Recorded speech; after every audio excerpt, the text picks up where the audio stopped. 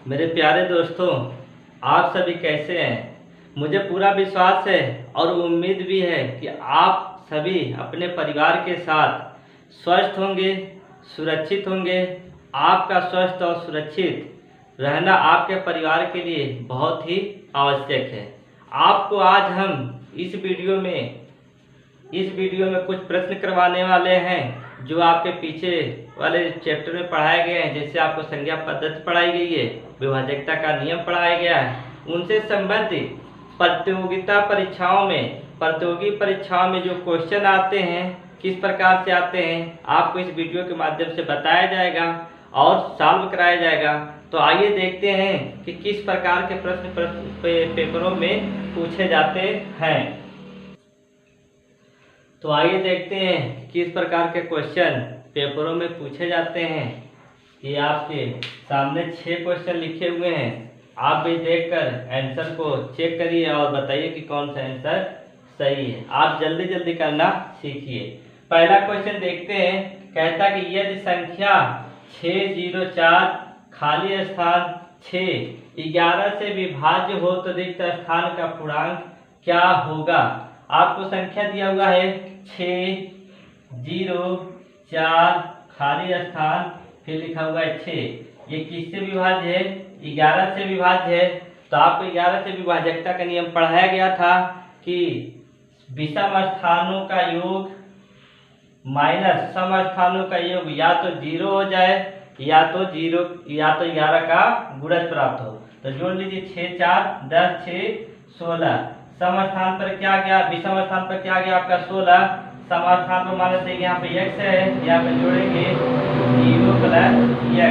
अब देखिए ध्यान से, यहाँ पे एक ही जगह खाली है, यहाँ पे 0 है। इसका मतलब इसको 16 नहीं होगा।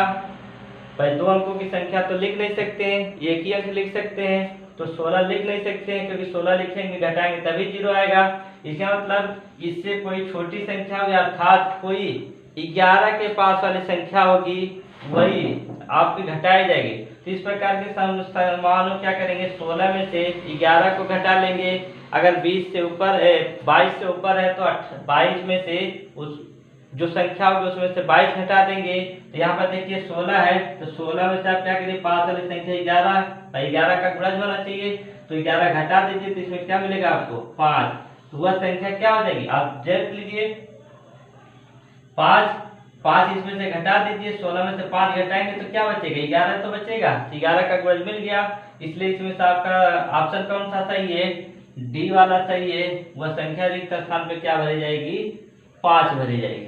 दूसरा सवाल देखते हैं। कह रहा है कि 15 की घात 253 प्लस 11 की घात 253 किस संख्या से विभाजित होगी। तो आपको पहले नियम पढ़ाया गया था, ध्यान दीजिएगा। पहले a की घात n, b की घात n, ये संख्या किससे विभाजित हो रही थी, आप पहले पढ़ चुके हैं कि ये संख्या a + b से विभाजित होगी। क्या देख लीजिए 15 और 11 है, तो 15 11 कितना होगा आपका, जोड़ लीजिए 26। अर्थात ये संख्या हमेशा क्या होगी, 26 से पूर्णतः विभाजित हो जाएगी। नेक्स्ट देखते हैं तीसरा क्वेश्चन। सबसे छोटी समअभाज्य संख्या कौन सी है। तो पहले भी आपको संख्या पद्धति में सम विषम भाज्य संख्या पढ़ाई गई है। तो उसमें याद कीजिए समअभाज्य संख्या सबसे छोटी, वह सबसे छोटी कौन सी संख्या थी आपकी, 2 थी। यह सम भी है और सबसे छोटी अभाज्य संख्या भी है। तो चौथा देखते हैं। कह रहा है कि पाई किस प्रकार की संख्या है, कैसी संख्या है। तो आपको मालूम है कि पाई आपको परमेय अपरमेय जब पढ़ाया गया था तो उसमें लिखाया गया था। तो पाई क्या है आपकी, एक अपरमेय संख्या है, लेकिन इसी का मान आता है 22/7 और 3.14। ये संख्या दोनों क्या होती है, परमेय होती है। लेकिन पाई कैसी संख्या आपकी, अपरमेय संख्या है। तो आपका ऑप्शन होगा बी।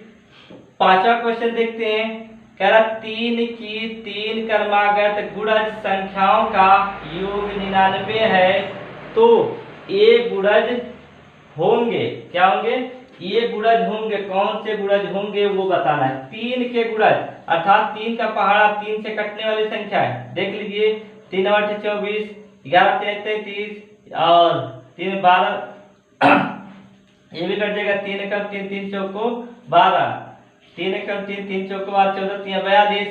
लेकिन ये क्या है, क्रम से नहीं, 24 33 एक क्रम से है ही नहीं। इसको देखते हैं, ये देखिए 32 है आपका, तो ये तो आपका 3 से कटेगा नहीं, 3 का गुणज है नहीं। इसमें देख लेते हैं 30 कट जाएगा, 3 धाम में 30, 11 33, 12 36, अर्थात ये क्या है आपकी क्रम से है, 3 के गुणज है। तो जोड़ लीजिए इनको, ये 99 हो जाएगा। अगर ये क्या ऑप्शन सी सही है।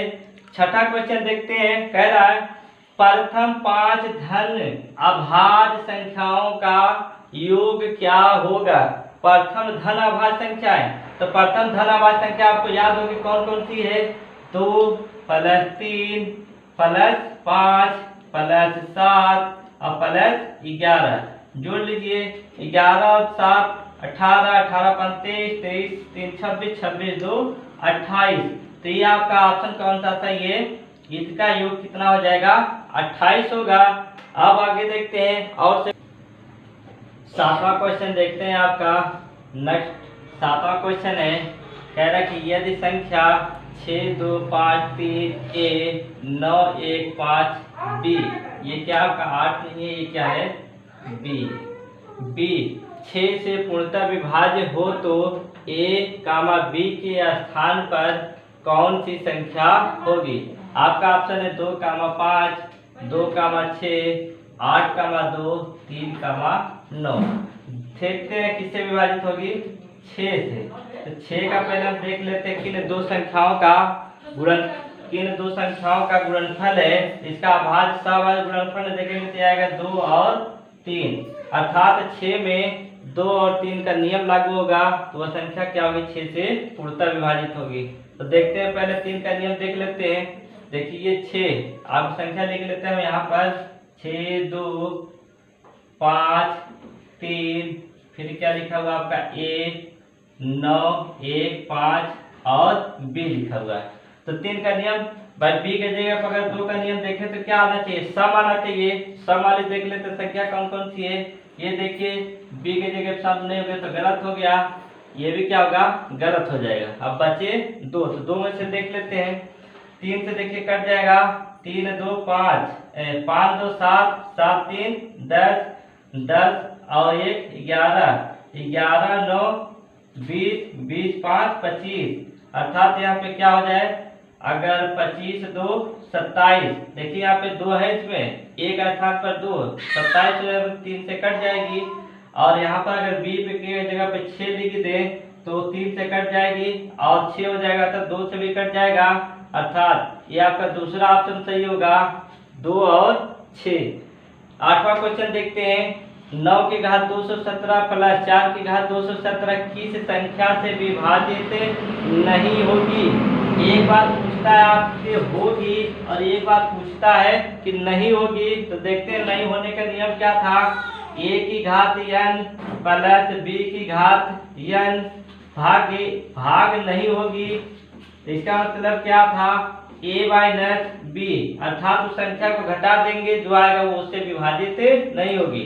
तो 9 में से 4 घटा दीजिए, क्या बचेगा 5, अर्थात यह संख्या 5 से कभी भी विभाजित नहीं होगी। 9वां क्वेश्चन देखते हैं, यदि संख्या 7 8 4 3 2 5 स्टार 4 स्टार 8 से पूर्णतः विभाजित है तो स्टार के स्थान पर कौन सी संख्या होगी। तो स्टार के स्थान भाग कैसे करना है, 8 से विभाजित होगी। तो 8 का विभाजकता का नियम क्या कहता था कि इकाई, दहाई और सैकड़े से बनी संख्या यदि 8 से विभाजित हो जाती है तो संख्या क्या होगी, पूर्णतः विभाजित होगी। तो देखते हैं रखकर, यहाँ पे देखिए 2 6 है, अगर 2 और 6 रखें तो ये 6 24 हो जाएगा। भाई स्टार के जगह पे 2 रखें तो ये 4 6 तो 8 3 24 कट जाएगा, लेकिन 6 नहीं कटेगा, इसलिए आपका ये खत्म हो गया। इसको देखते हैं रखकर, एक स्टार की जगह पर 2 रखेंगे, दूसरे जगह की स्टार की जगह पर 8 रखेंगे, भाग करिए 8 से, 8 3 24 और 8 1 8, ये कट जाएगा। तो ये क्या होगी, आपकी संख्या यही होगी, बाकी ये संख्या नहीं कटेंगी। पीछे चिल्ला रहे सर, बोल दो। एक किस प्रकार की संख्या है एक किस प्रकार की संख्या आप पहले भी पढ़ चुके हैं। एक क्या है भाई, किसी संख्या गुणनखंड करते हैं तो क्या मिलता है, 1 गुणे 2। तो क्या हो गया देखिए, एक भाई एक ना तो कभी भाज्य होती है न क्या होती है, अभाज्य होती है।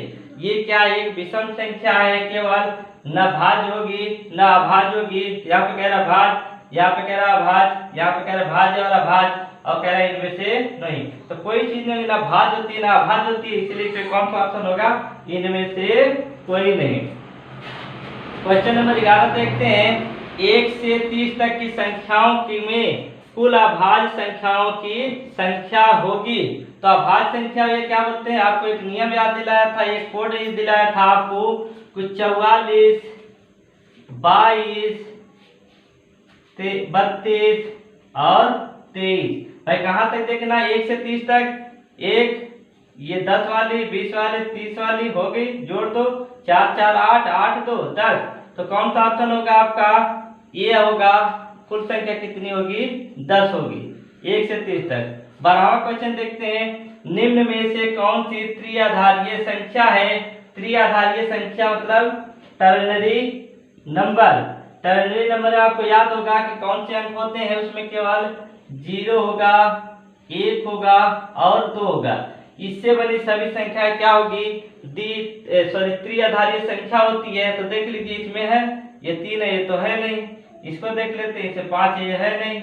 इसमें देख लेते हैं 3 है, ये है नहीं। इसलिए आपका कौन सा ऑप्शन है, ये सही है आपका ऑप्शन।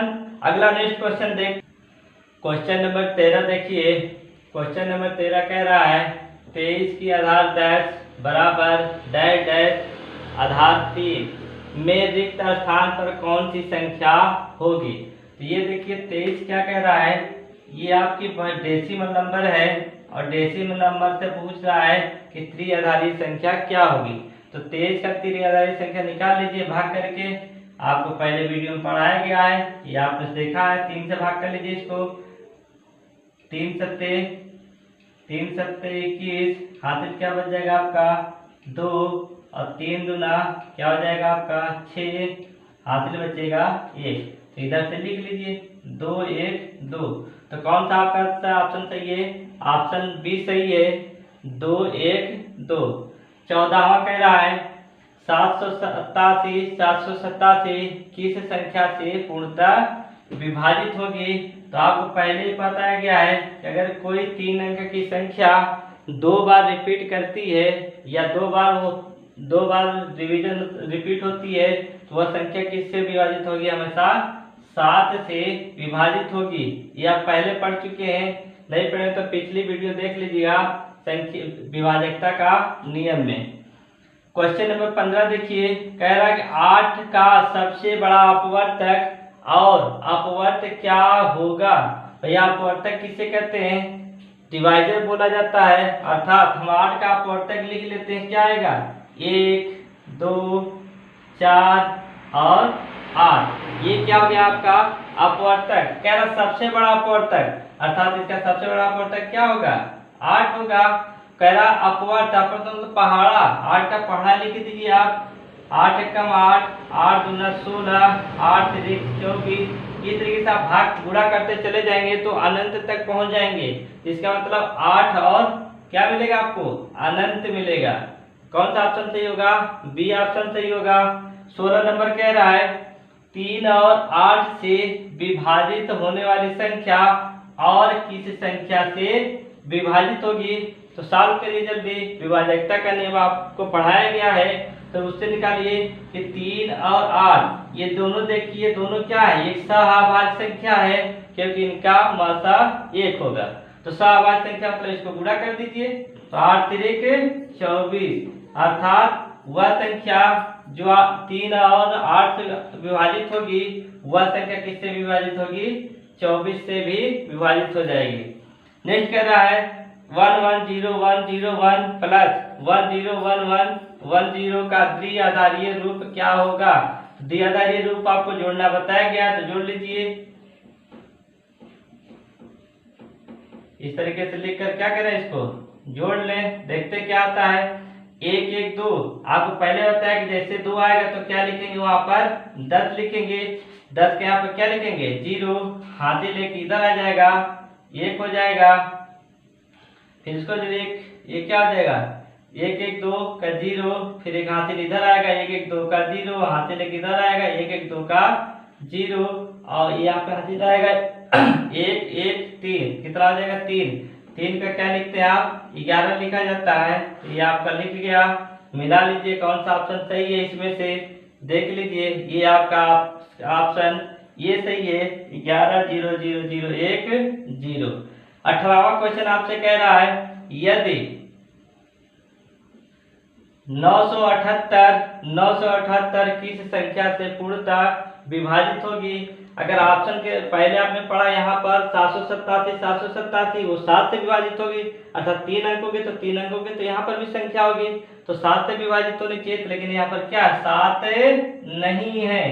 तो इसमें देख लीजिए क्या नियम लगता है, लिखा हुआ है 978। इस प्रकार से कोई भी संख्या चाहे जितनी बड़े लिखी हो तो इसमें हम ध्यान देते हैं कि संख्या रिपीट कहाँ से कर रही है, जहां से रिपीट कर रही है उसी संख्या पर हम क्या करेंगे 1 लिख देंगे। देखिए 978 संख्या यहाँ पर है और इसी के बाद फिर रिपीट हो रही थी ये यहाँ पर लिख देंगे, इसके बीच में जो संख्या होती है उसको क्या लिख देंगे 0 0, तो कितना आ गया 1001, अर्थात यह संख्या 1001 100 से पूर्णतः विभाजित होगी। किससे विभाजित होगी 100, तो ऑप्शन कौन सा आपका है सही। इसके बाद कह देता अगर ये संख्या लिखी होती और कह देता कि यह संख्या यदि 1 0 से भाग दी जाए तो भागफल क्या प्राप्त होगा, तो उसी का उल्टा आ जाता है, इसी में से जो संख्या होगी जितने अंक की वही संख्या प्राप्त हो जाती है, तो इसका भागफल क्या मिल जाता है आपको 978। इस प्रकार से आपको इसमें अभी मतलब इस प्रकार से आपको इसमें 18 क्वेश्चन कराए गए हैं, 18 क्वेश्चन हुए हैं। इस प्रकार आपको बहुत सी संख्या पद्धति से क्वेश्चन मिलेंगे आपको अगले वीडियो में, लेकिन इसको आप ध्यान से पढ़िएगा, ध्यान से देखिए। इसी प्रकार से क्वेश्चन आते हैं, चाहे यूपी टेट हो, सी टेट हो और अन्य से पेपरों में इसी प्रकार से क्वेश्चन पूछे जाते हैं। आप इस वीडियो को अच्छी तरीके से देखिए और क्वेश्चनों को पढ़िए और सॉल्व करिए। यदि यह वीडियो आपको अच्छा लगा हो तो सब्सक्राइब कीजिए, बेल आइकन को दबाइए, जिससे आपका नोटिफिकेशन मिलता रहे नए नए वीडियो का। अगर आपको अच्छा लगे तो लाइक भी करिए और दूसरों को भी शेयर कीजिए, जिससे हमारा भी मनोबल बढ़ता रहे। इसी के साथ आप सभी का बहुत बहुत धन्यवाद। फिर मिलते हैं अगले वीडियो में।